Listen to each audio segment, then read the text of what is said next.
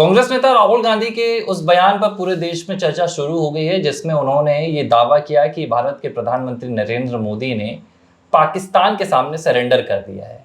राहुल गांधी का बयान इसलिए यहाँ पर महत्वपूर्ण हो जाता है क्योंकि वो देश में लोकसभा में विपक्ष के नेता हैं और विपक्ष के नेता का इस तरह का बयान जो देश विरोधी है अपने आप में, जिसमें ये बात झलक कर आ रही है कि भारत ने आतंक के सामने घुटने टेक दिए, भारत ने पाकिस्तान के सामने घुटने टेक दिए। क्या ये सीधे तौर पर ऑपरेशन सिंदूर, भारत की सेना और भारत के शौर्य पर एक प्रश्न चिन्ह लगाया गया है राहुल गांधी के द्वारा? नहीं, अजीब राजनीति का ये क्रम चल रहा है। मैं देख रहा हूँ राहुल गांधी के जो लगातार बयान इस मसले पर आ रहे हैं, ऑपरेशन सिंदूर के मसले पे आ रहे हैं, थोड़ा सा भी वो सपोर्ट कहीं ना कहीं प्रधानमंत्री का तो कर ही नहीं रहे हैं। साथ में ऐसा लगता है कि वो पाकिस्तान को ताकत देने का काम लगातार कर रहे हैं और ये बयान जो है कहीं ना कहीं देश के खिलाफ ही जा रहा है। देखिए, रिप्रेजेंट जो कर रहे हैं देश को वो प्रधानमंत्री हैं और आप प्रधानमंत्री को कहते हैं कि वो सरेंडर कर गए हैं, तो क्या आतंकवाद के सामने उन्होंने सरेंडर कर दिया है?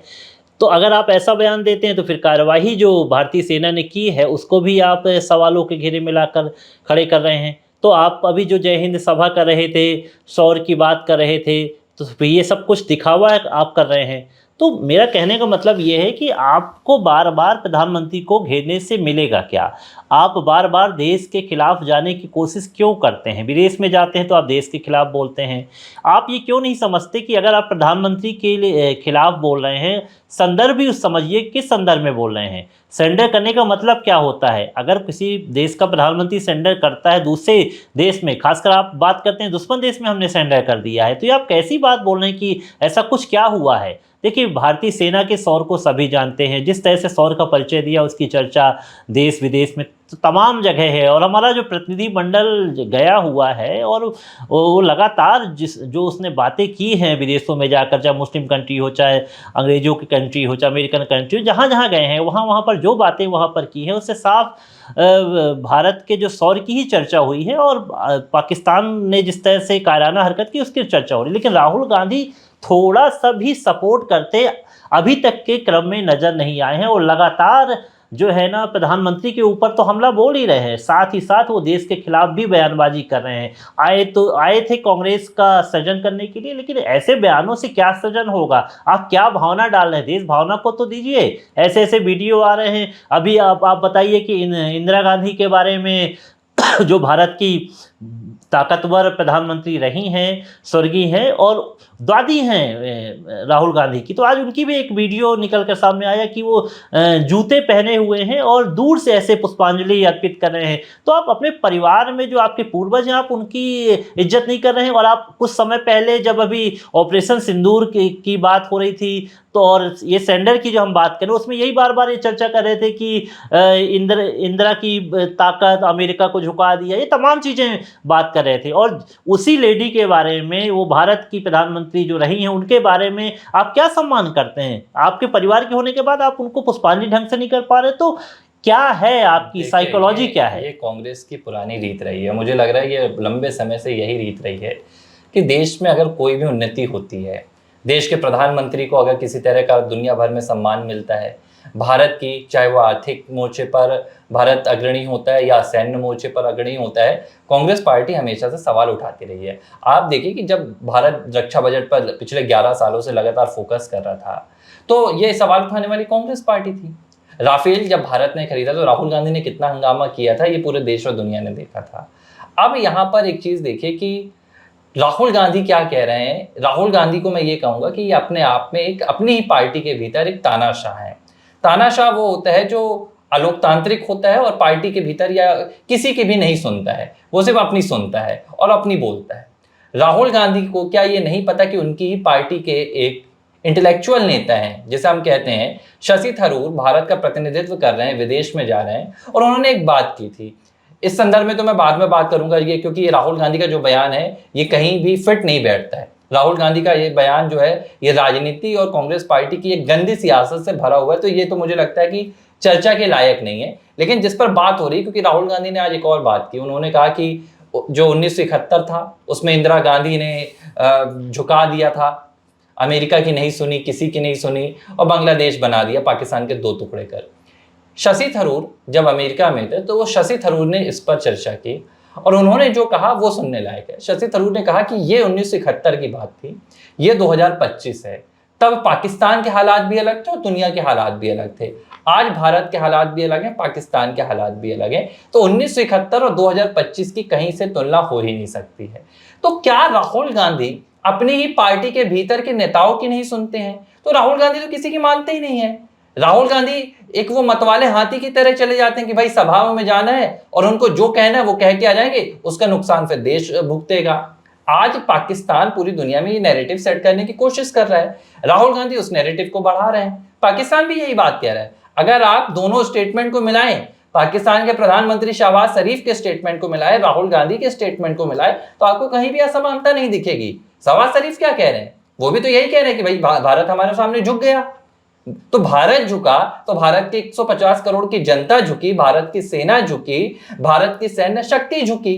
नरेंद्र मोदी बस यहां पर नरेंद्र मोदी कोई व्यक्ति नहीं है कि आपने कह दिया कि नरेंद्र मोदी ने सरेंडर कर दिया। अगर नरेंद्र मोदी ने सरेंडर किया तो राहुल गांधी जी आज दिल्ली में लाहौर का झंडा लग गया होता, इस्लामाबाद का झंडा लग गया होता। देखिए, ये गांधी परिवार और राहुल गांधी और कांग्रेस की पुरानी रीत रही है, जहां मौका मिले वहां देश को आप अपमानित कीजिए, क्योंकि ये मुझे लगता है देश मानते ही नहीं है।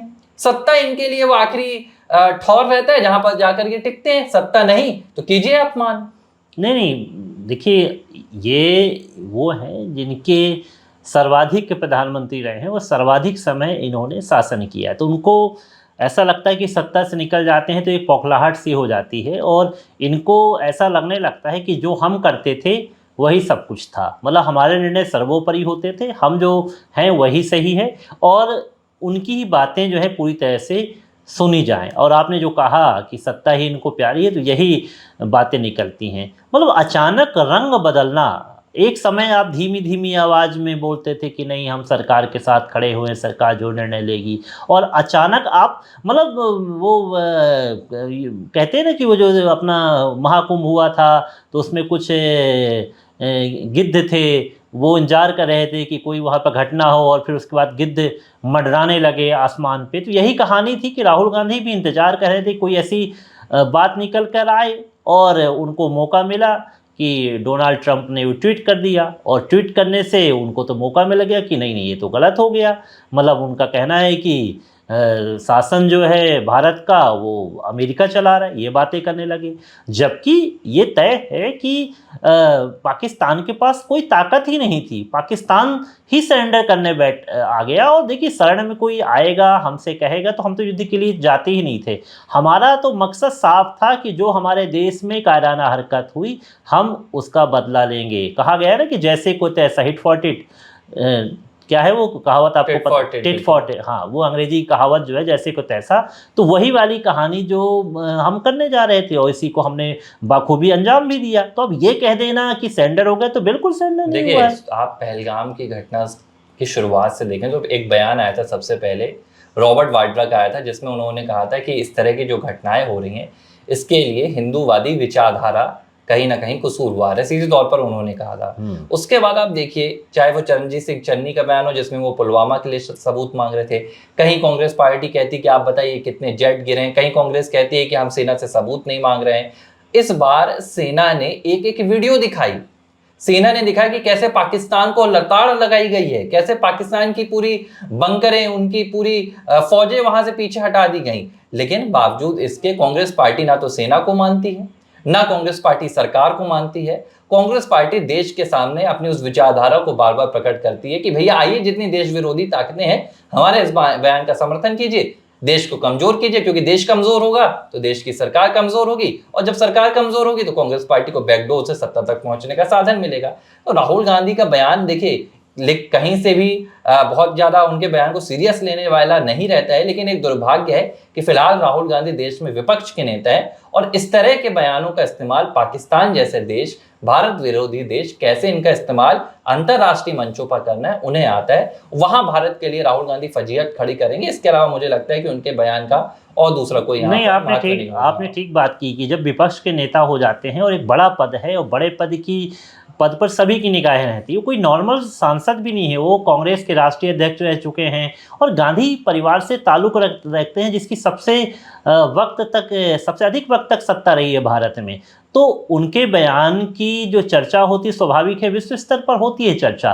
तो वो अगर भारत में रहकर भारत के विरोध में बात करेंगे और इस तरह से बातें करेंगे, तो वो तो जो पाकिस्तान है या कोई अन्य देश जो पाकिस्तान का सपोर्ट करता है, उनके बयान को तो ढाल बनाएगा और कहेगा कि आंतरिक राजनीति भारत में हो रही है और आपस में ही भारत में बटे हुए हैं। देखिए, सर्व प्रतिनिधिमंडल भेजने का मतलब यही था कि एक एकता को दिखाना और सभी को मौका देखना कि भारत का प्रतिनिधित्व करें। लेकिन ये भावना जो है ये राहुल गांधी में अभी तक नहीं आई है।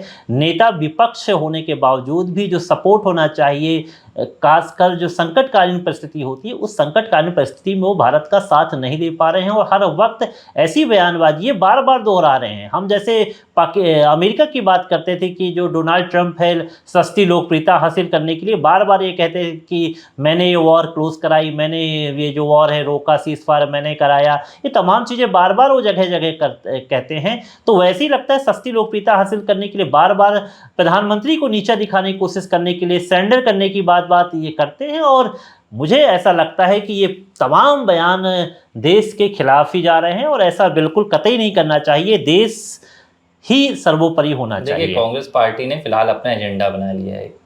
भारत में कुछ भी बेहतर होगा, हमें उसकी खिलाफत करना है। और ये पिछले 11 सालों से रीत कांग्रेस पार्टी की चल रही है।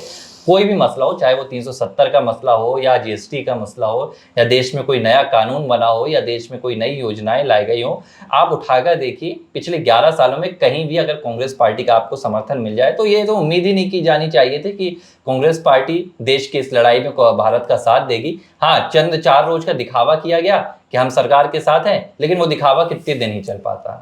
ABC हिंदी न्यूज, आज ही जुड़िए हर खबर के साथ